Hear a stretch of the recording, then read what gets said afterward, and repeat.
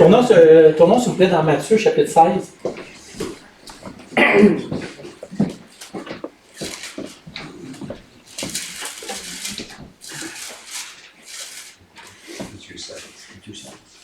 Denis? Oui. Bonjour. C'est aussi Matthieu 16. Matthieu 16. Lis-nous c'est pas long, tu vois, le verset 20 à 23. Verset 20 de Matthieu 16.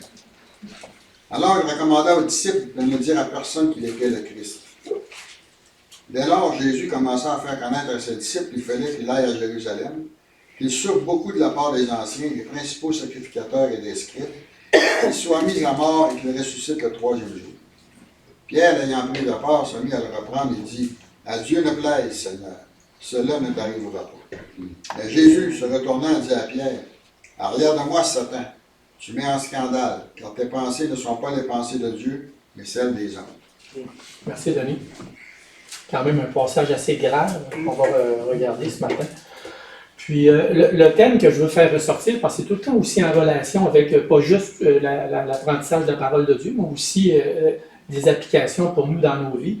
Puis ce que je vais faire ressortir, c'est qu'il faut toujours, sans se rebeller, accepter ce que le Seigneur a en réserve dans nos vies. Autant ce qui est plaisant que ce qui est déplaisant, ou autant ce qui est bien que ce qui est mal d'une certaine manière. On va voir 3 points rapidement. Un chemin difficile, un chemin inévitable, une réaction inappropriée, vous vous doutez, et une réprimande méritée. Bon, la mise en contexte, c'est, dans le fond, on voit dans les versets là, précédents que quand le Seigneur il va demander aux disciples, « Qui dites-vous que je suis? » Puis là, il va voir Pierre qui est dans un moment pas plus de dire d'illumination, mais de grande sagesse, d'inspiration divine. Ben, il a bien décrit qui était le Seigneur Jésus et qui était effectivement le Seigneur.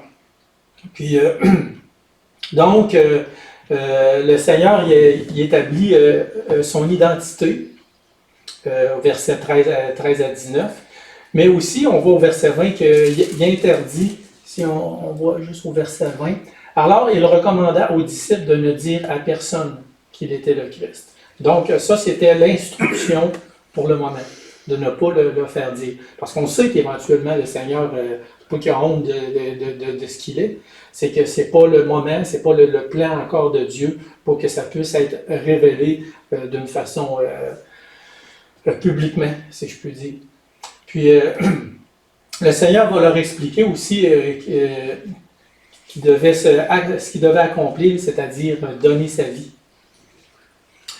Puis, c'est pas anodin qu'il parle de sa mort imminente après avoir révélé son identité.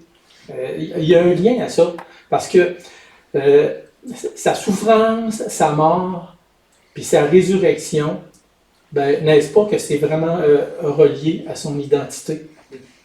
Et dès lors, Jésus commença à faire connaître, au verset 21, à faire connaître à ses disciples qu'il fallait qu'il aille à Jérusalem, qu'il souffre beaucoup de la part des anciens, des principaux sacrificateurs et des scribes, et qu'il soit mis à mort et qu'il ressuscite le troisième jour. Et comme je mentionnais, il a révélé cette triste vérité-là tout de suite après que les disciples eut pris connaissance de son identité. Donc, c'est certain que c'est relié.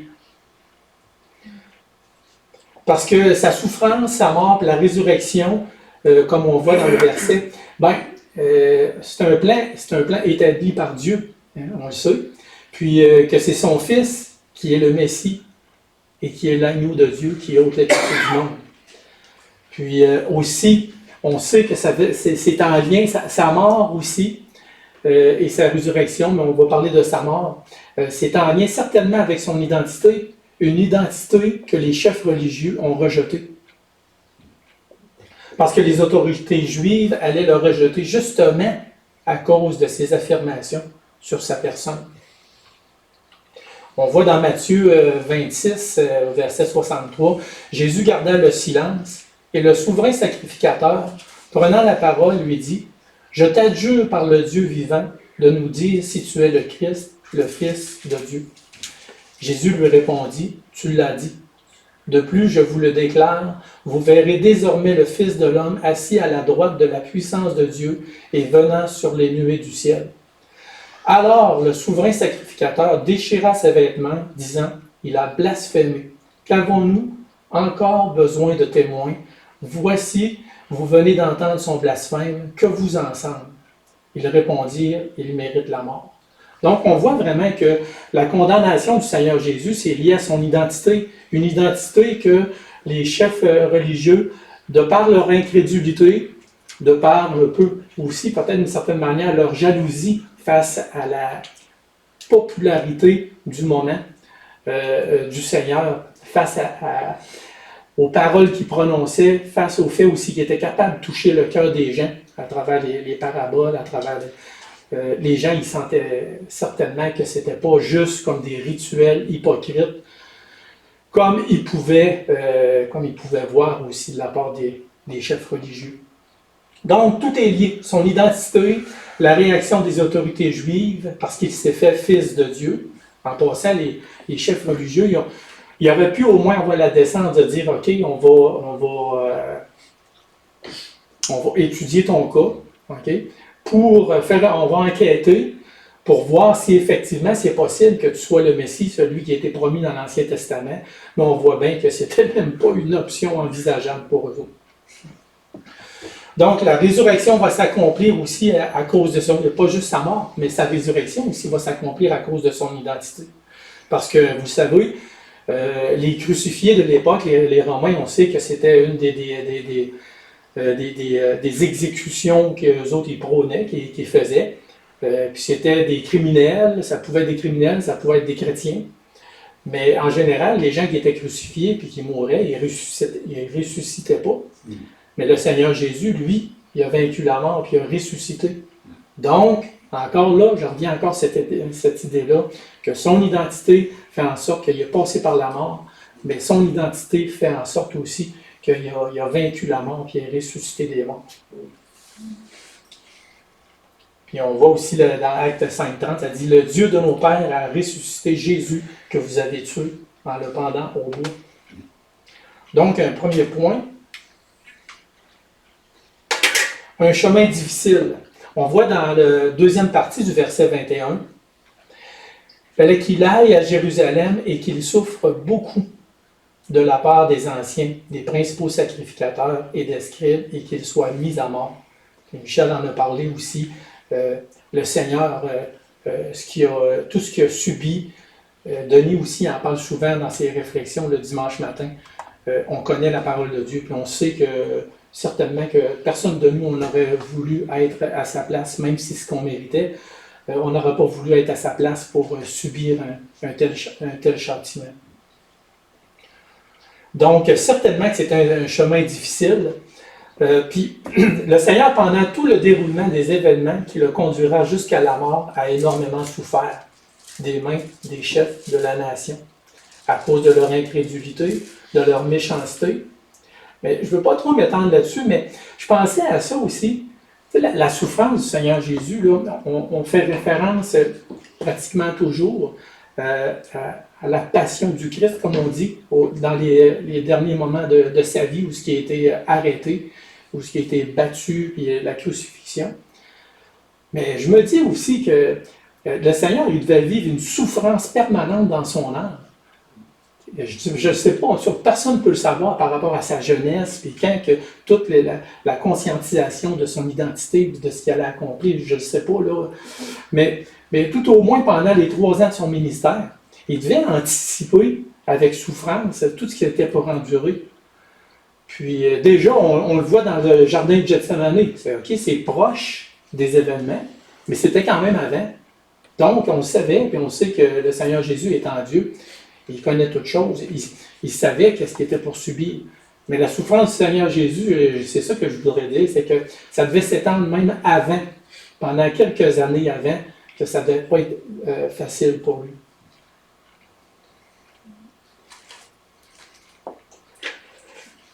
C'est un chemin difficile, mais aussi un chemin inévitable. Puis on voit au verset, si on relit le verset 21, Dès lors, Jésus commença à faire, à faire connaître à ses disciples qu'il fallait qu'il aille à Jérusalem. Il fallait qu'il y aille. Puis, ça a déjà été une réflexion. Tu sais, même Michel l'a dit, il n'était pas obligé, mais il est venu par amour. Il a dit quelque chose comme ça. Hein? Je ne sais pas s'il était... C'est tellement profond dans la pensée de Dieu, on ne commencera pas à essayer de sonder le cœur de Dieu pour savoir exactement tout ce qu'il y avait. Mais on sait que, je ne sais pas s'il était obligé, mais il devait venir. Il fallait qu'il vienne, parce que l'Éternel, Dieu, le Père, il voulait se faire un peuple d'adorateurs. Puis dans sa justice, il n'y avait pas d'autres scénarios, d'autres options que le péché de... Quelqu'un devait payer pour le péché. C'était soit tous les êtres humains, mais si, comme je mentionnais, s'il voulait avoir des adorateurs, il fallait nous épargner. Et la seule manière de nous épargner, c'était de faire payer quelqu'un d'autre. Et on sait qu'en l'occurrence, ça a été son Fils unique, le Seigneur Jésus. Donc, c'était inévitable. Puis, tu sais, puis, il y aurait eu, on le sait, il dit, j'aurais été capable de faire venir des myriades d'anges. Le Seigneur, il y aurait eu puis même là, il dit, j'aurais pu faire venir des myriades d'anges pour combattre pour moi. Ça, c'est un fait. Ben, moi, je suppose même que même s'il n'aurait pas collé personne, il aurait été capable tout seul même détruire ses ennemis sans avoir besoin d'une aide quelconque. Puis, dans Matthieu 26, 53, on dit, « Penses-tu que je ne puisse pas invoquer mon Père qui me donnerait à l'instant plus de 12 légions d'anges? » Puis aussi, au verset 54, « Comment donc s'accompliraient les Écritures d'après lesquelles il doit en être ainsi? » Puis aussi, on voit dans... tournez s'il vous plaît dans Jean, chapitre 12.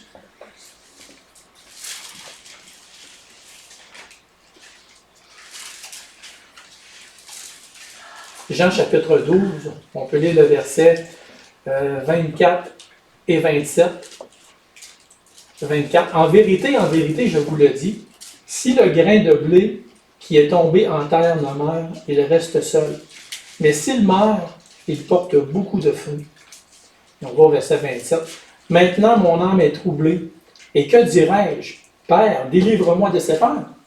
Mais c'est pour cela que je suis venu jusqu'à cette heure. Fait que il n'y avait pas d'autres scénarios possibles. Le Seigneur, il fallait qu'il meure, il fallait qu'il donne sa vie. Okay? C'est pour ça qu'il est venu. Et en même temps, s'il n'aurait pas passé par la mort, il n'aurait pas porté beaucoup de fruits. Les adorateurs, encore, comme je parlais.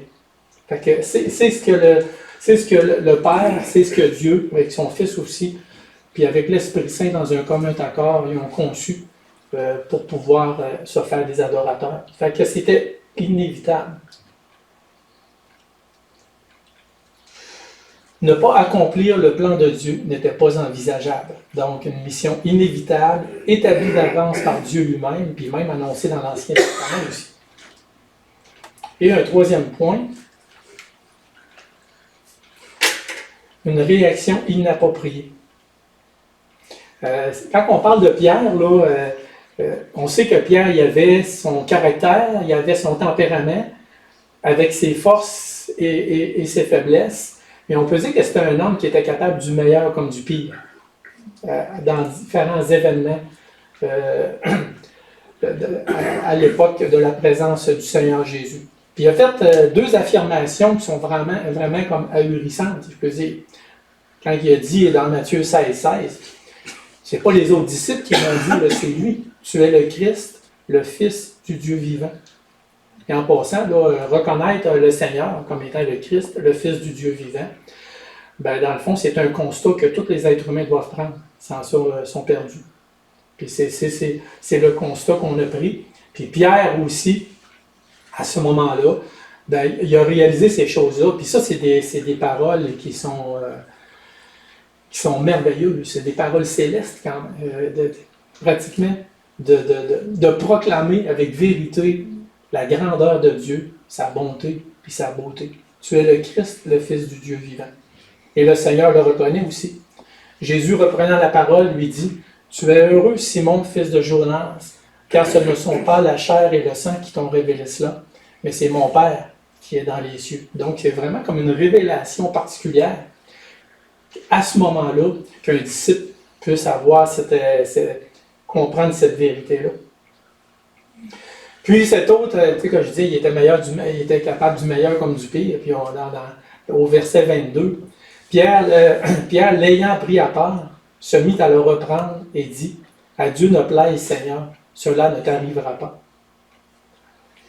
Tu sais, on pourrait qualifier Pierre un peu de, les Français ils disent culotté, tu sais, avoir du front tout autour de la tête, de dire quelque chose comme ça au Seigneur. Mais la manière que la phrase, on la lit dans notre contexte québécois aujourd'hui, ça semble pas si pire, ça semble quasiment même comme respectueux puis poli. Mais ça ne l'est pas. C'est plus grave que ce qu'on peut, comme ça, interpréter quand on le lit. Puis même, la preuve, qui n'a pas déjà, à un moment donné, trouvé que le Seigneur il avait été sévère envers lui quand il a dit « Arrière de moi, Satan ».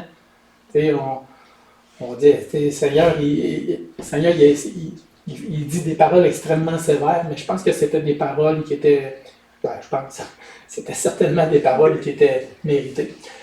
Et vous savez, je vous l'avais dit dans le dernier message, j'aime bien ça, là, paraphraser et retourner une phrase d'une autre manière pour que ça puisse avoir pas un impact plus fort, mais tout simplement pour bien décrire qu'est-ce que Pierre a dit au Seigneur Jésus. Pierre, ce qu'il a dit au Seigneur Jésus, c'est « Seigneur, écoute-moi bien, je m'en balance de ce que Dieu veut, moi je te dis qu'il n'est pas question que ça t'arrive. » C'est ça que le verset veut dire. Je vais le répéter. « Seigneur, écoute-moi bien, je m'en balance de ce que Dieu veut, moi je te dis qu'il n'est pas question que ça t'arrive. » Puis là, il a pris, au moins il a eu la décence de le prendre à part pour l'exhorter. Il l'a pris tout seul. Donc, ces paroles-là sont blasphématoires. C'est le geste le plus inconsidéré qui soit. T'sais, à Dieu ne plaise, là, ça sonne peut-être bien à nos oreilles de Québécois, là, mais c'est vraiment pas beau. C'est une révolte ouverte contre l'autorité et le plan de Dieu pour sauver les hommes. Puis qui veut ça? Qui veut contrecarrer le plan de Dieu pour sauver les hommes? C'est arrière de moi Satan. Puis c'est encore grave aujourd'hui de refuser le Christ qui donne sa vie pour nous, de rejeter cette œuvre-là. Pierre, d'une certaine manière, c'est qu'il voulait rejeter l'œuvre que le Seigneur allait faire. Mais aujourd'hui, il y a des gens qui rejettent l'œuvre que le Seigneur a faite. C'est juste une question de futur et de passé, mais c'est le même péché spirituel. C'est le rejet de l'œuvre du Seigneur. Puis, frères et sœurs, on a tous un peu de pierre en nous, n'est-ce pas? L'inconstance dans la nature de nos paroles, ça nous arrive-tu? On dit Pierre est capable du meilleur comme du pire. Est-ce qu'on est capable, nous, du meilleur comme du pire? Des propos, des fois on va prononcer des propos qui sont dignes d'un chrétien, comme Pierre quand il dit tu es le Christ, le Fils du Dieu vivant. Puis d'autres fois, on va dire, peu importe avec qui qu'on va être, des fois ça va nous arriver de prononcer des paroles indignes d'un croyant. Genre, à Dieu ne plaise.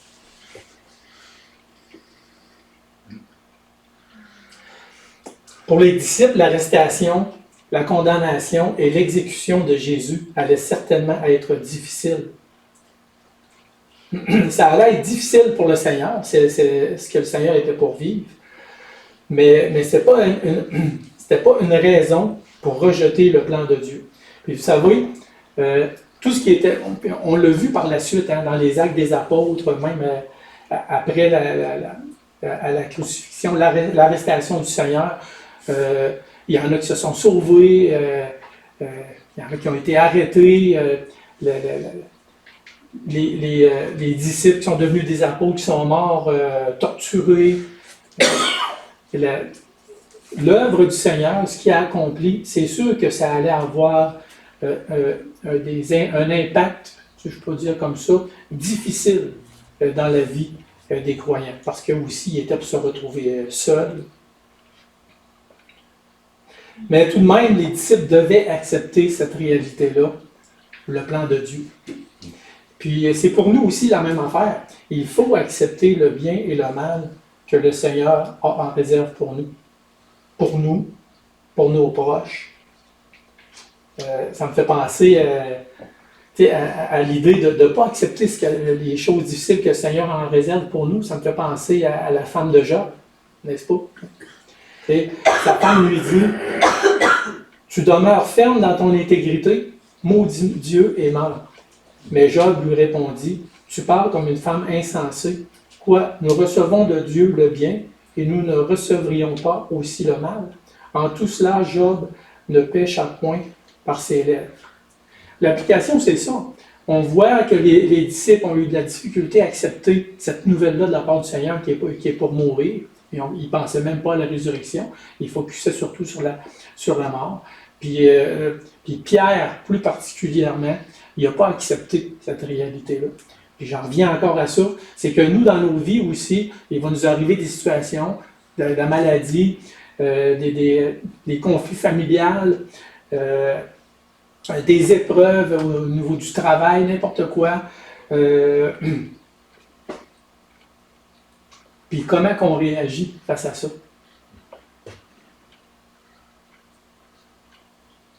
Puis souvent, c'est ça, c'est qu'à un moment donné, il nous arrive quelque chose, on n'est pas d'accord, peu importe, quelque chose qui vient nous chercher, peu importe. C'est qu'il faut apprendre, frères et sœurs, aussi à lâcher prise dans nos vies. Comme Pierre, il aurait dû aussi lâcher prise par rapport à ce que le Seigneur il a annoncé. Tu sais, de se dérédir, là, puis de dire... tu sais, des fois, ça peut être aussi comme genre piler sur notre orgueil, puis de dire, Seigneur, tu as raison, je vais accepter la situation dans laquelle tu me places. Mon frère, ma soeur, tu as raison. J'ai mal agi, je vais accepter. J'accepte ce que tu me dis.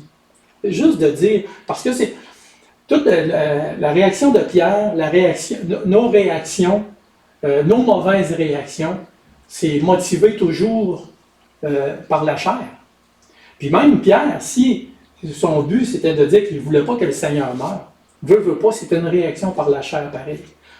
Parce que même dans notre vie de chrétien, moi je me souviens que ça m'est déjà arrivé de réagir, pour la défense de la parole de Dieu, on va dire c'était biblique, mais c'était par la chair.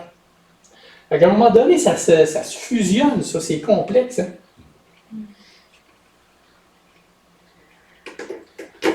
Ah, j'avais oublié de peser sur... J'ai de la misère, j'oublie tout le temps.